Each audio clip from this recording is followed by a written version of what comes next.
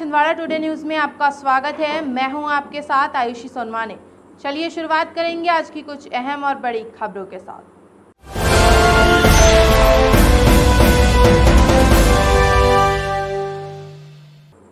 अनावश्यक घूमने वालों के खिलाफ पुलिस की कार्रवाई हुई तेज। कोरोना कर्फ्यू एवं धारा 144 के पश्चात भी अनावश्यक घूम रहे वाहन चालकों से सघन पूछताछ पुलिस के द्वारा की जा रही है। साथ ही बेवजह घूमने वालों के विरुद्ध आवश्यक कार्रवाई भी की जा रही है। कोरोना कर्फ्यू के कारण क्षेत्र की संपूर्ण व्यावसायिक प्रतिष्ठान बंद हैं। बाजार क्षेत्र में निरंतर पुलिस का सर्च अभियान चल रहा है। पुलिस प्रशासन एवं एसडीएम जुन्नार देव के द्वारा संयुक्त रूप से शहर का भ्रमण किया जा रहा है। दुकानें बंद रखने की हिदायत भी दी जा रही है। साथ ही दुकान खुली पाए जाने पर 188 के तहत आवश्यक कार्रवाई करने की बात भी कही गई है। बढ़ते कोरोना संक्रमण को देखते हुए घर घर जाकर नापा जा रहा है टेम्परेचर। तेजी से बढ़ते कोरोना वायरस के कारण क्षेत्रीय लोग अपने अपने घरों में ठहरे हुए हैं। एक दूसरे के संपर्क में आने के कारण कोरोना की चपेट में आने से बचने के लिए लोग मिल भी नहीं रहे हैं।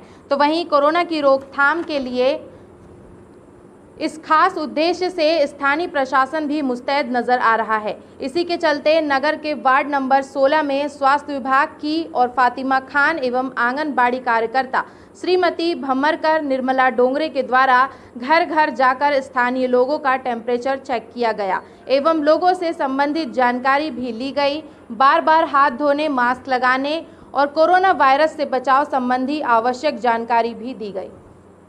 प्रदेश में बढ़ते कोरोना संक्रमण पर स्वास्थ्य सेवाओं पर बोले विश्वास सारंग। केवल भोपाल, मध्य प्रदेश, हिंदुस्तान की बात नहीं है, पूरी दुनिया में संक्रमण तेजी से फैल रहा है। देश के बाकी राज्यों में भी लगातार फैल रहा है, पर मध्य प्रदेश में माननीय शिवराज सिंह चौहान जी के नेतृत्व में लगातार हम व्यवस्थाओं को ठीक कर रहे हैं। ऑक्सीजन हमारे लिए एक बड़ी चुनौती है, पर ऑक्सीजन की व्यवस्थाएं ठीक हो सकें, इसको लेकर लगातार काम हो रहा है। आज की तारीख में हमारी आपूर्ति और खपत का जो अनुपात है वो मैच हम कर रहे हैं, पर ऑक्सीजन निश्चित रूप से हमारे लिए बड़ी चुनौती है। केवल ऑक्सीजन लाना, केवल कोटा बढ़ाना नहीं, बल्कि उसका परिवहन भी बहुत एक बड़ी चुनौती है और उस पर लगातार काम हो रहा है। ऑक्सीजन की कमी पर बोले अविनाश लावण्या, कहा गाइडलाइन के अनुसार दिया जा रहा है ऑक्सीजन। इसके साथ ही ये भी देखने की आवश्यकता है कि हमारे जो हॉस्पिटल्स हैं उनका ऑक्सीजन कंजम्पशन कितना है। भारत सरकार की गाइडलाइंस हैं जो मैंडेट करती हैं कि कोई भी व्यक्ति यदि आईसीयू में है तो कितना ऑक्सीजन लगना चाहिए, कोई भी व्यक्ति यदि ऑक्सीजन बेड पे है तो कितना ऑक्सीजन लगना चाहिए। यदि उसके मान से देखें तो उससे ज़्यादा ही ऑक्सीजन हम सभी हॉस्पिटल्स को प्रोवाइड करा दें। अब ये भी आवश्यक है हॉस्पिटल्स के पार्ट पे कि वो इंश्योर करें कि गाइडलाइंस के अनुसार ही ऑक्सीजन दी जाए। बहुत ज़्यादा उपयोग ऑक्सीजन का ना हो, क्योंकि ultimately it's a limited resource और देश भर में सभी को इसकी आवश्यकता है। इंदौर कलेक्टर ने कोविड केयर सेंटर में व्यवस्थाओं का लिया जायजा। इंदौर कलेक्टर ने मध्य भारत के सबसे बड़े सर्व सुविधा युक्त कोविड केयर सेंटर में कोरोना संक्रमित मरीजों के उपचार हेतु की जा रही व्यवस्थाओं का जायजा लिया। कलेक्टर मनीष सिंह ने सेंटर में मरीजों के लिए उपलब्ध कराई जा रही भोजन, पेयजल, साफ सफाई, हाउसकीपिंग एवं अन्य व्यवस्थाओं की समीक्षा भी की। उन्होंने पुलिस अधीक्षक अग्निश्री RS निगवाल को फायर सेफ्टी हेतु फायर ब्रिगेड की गाड़ी 24/7 परिसर में रखने के निर्देश दिए हैं। तो हमारे RRTs आइडेंटिफाई करने का बोल दिया है हमने और वो लिस्ट बना रही है आज, और इसको जैसे ही वो लोग कंफर्टेबल हो जाएंगे हम लोग यहाँ बुलाना शुरू कर देंगे। हम लोग की लगभग तैयारियाँ हो गई, कुछ तैयारियाँ बची हैं, कुछ दवाइयाँ और कुछ अन्य सामग्री मेडिकल की रात में या सुबह आ जाएगी, तो उसके बाद हम लोग शुरू कर देंगे इसको। अनावश्यक घूमने वालों के खिलाफ की जा रही है कार्रवाई। इंदौर के खजराना चौराहे पर अनावश्यक घूमने वालों पर कार्रवाई कर उन्हें अस्थायी जेल भेजा जा रहा है।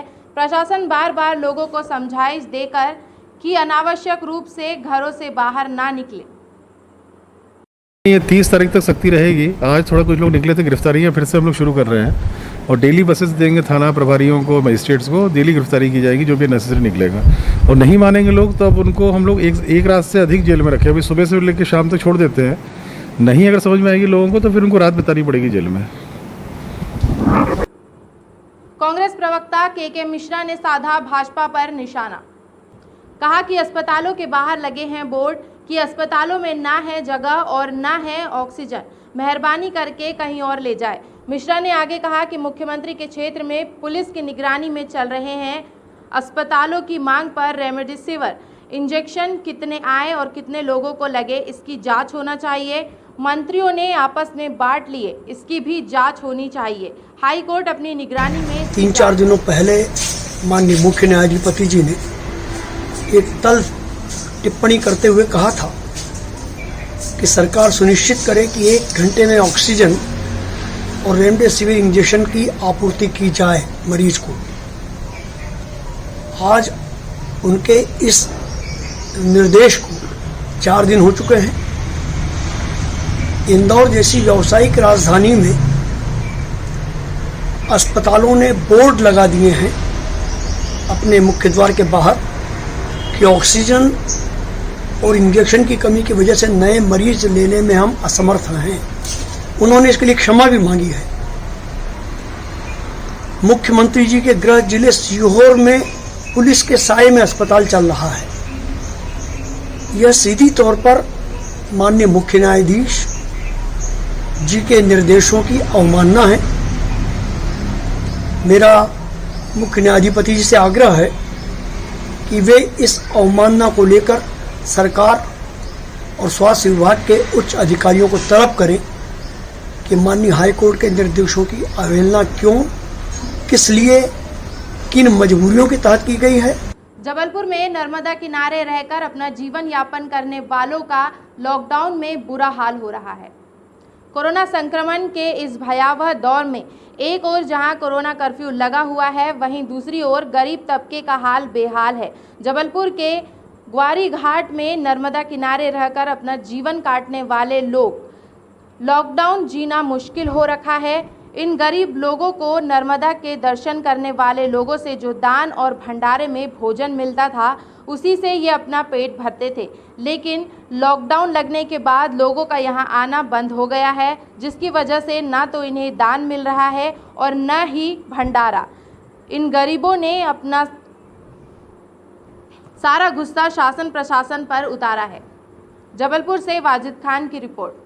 घाट पे लेकिन कुछ दिनों से ये लॉकडाउन चल रहा है तो गरीबों के भंडार वालों का चालान हो रहा है, गरीबों को कुछ खाने नहीं मिल रहा और शासन कोई व्यवस्था नहीं कर रहा और गरीबों को दबाया जा रहा है। हटो कोरोना हो रहा है, कोरोना हुआ है। जब कोरोना तो बड़े नेताओं ने करा है, उनने बड़ी बड़ी सभाएं करके कोरोना फैलाए चुनाव में और पंचायत चुनाव में यूपी में फैला। 1 करोड़ लोग डुबकी लगा के पूरे हिंदुस्तान में फैल गए। अब कहाँ से कोई काबू कर पाएगा? क्या डॉक्टर बचा पाएंगे? क्या पुलिस बचा पाएगी? ब्रह्म समागम के राष्ट्रीय अध्यक्ष ने शिवराज सरकार पर जमकर निशाना साधा। ब्रह्म समाज के राष्ट्रीय अध्यक्ष धर्मेंद्र शर्मा उर्फ कक्का जी ने शिवराज सरकार पर जोरदार हमला करते हुए कहा कि 13 महीने की सरकार में आपने क्या किया है, कोरोना से निपटने के इंतजाम क्यों नहीं किए गए। साथ ही ये भी कहा कि 3 महीने के राशन में क्या होगा। आप खुद 10 एकड़ के मकान में रहते हैं और गरीबों को बोलते हैं कि 3 महीने के राशन में काम चला ले। क्यों नहीं व्यवस्था की, क्यों नहीं की?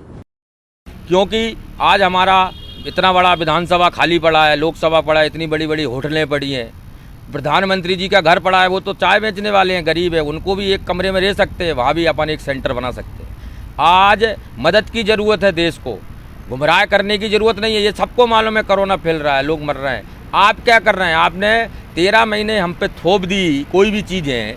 हमने 13 महीने से हमारी पूरी जनता त्रस्त मची हुई है, भूखों मर रही है। आप 3 महीने के राशन में आप रह सकते हैं क्या मुख्यमंत्री जी या कैबिनेट मंत्री जी? आप तो रह रहे हैं 10-10 एकड़ के मकानों में और गरीब को बोल रहे हैं 3 एक बोले लो। तो आप कृपया करके सारे राजनीतिक पार्टियों से निवेदन करना चाहता हूं कि आप मजाक ना समझें। कोरोना फैल रहा है, लोगों की मदद करें, घर से निकलें। इस बुलेटिन में फिलहाल इतना ही। आगे की खबरों के लिए बने रहिए हमारे साथ और मुझे दीजिए इजाज़त। नमस्कार।